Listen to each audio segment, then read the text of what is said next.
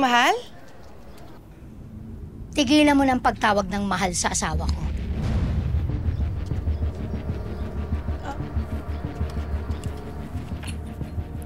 Anong asawa? Oo. Asawa ko na si Manuel.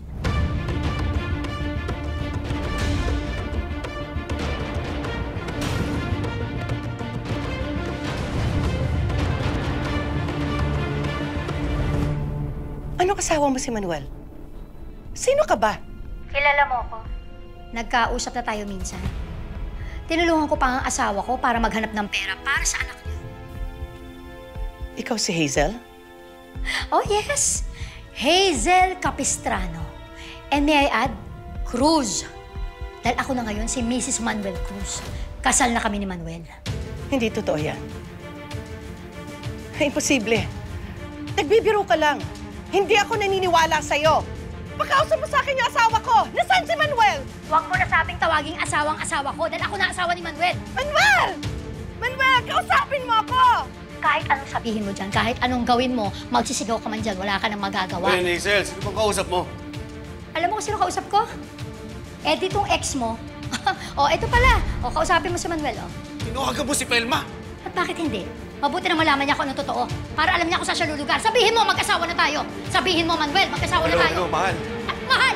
Ba't tinatawag mo pang mahal yan? Ba't tumahimik ka? Pelma. Manuel, totoo ba yung sinasabi ng babaeng yan? Asawa mo na raw siya! Pelma, sandali lang magpapaliwanag ako. Sagutin mo yung tanong ko! Totoo ba? Pelma, hindi mo kasi naiintindihan eh.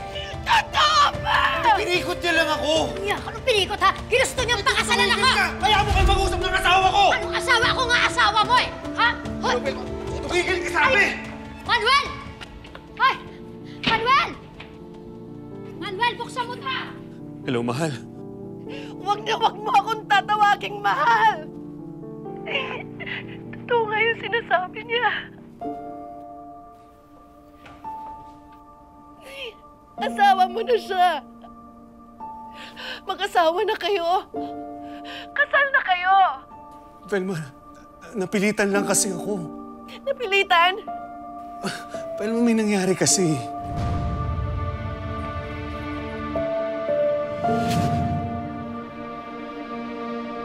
Hindi ko naman sinasadya eh. Pero may nangyari pa rin sa inyo. Kailan pa to, Manuel?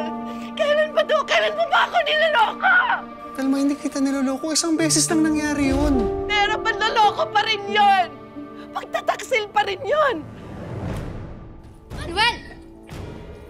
Manuel, buksan mo! Tapos pinakasalan mo pa?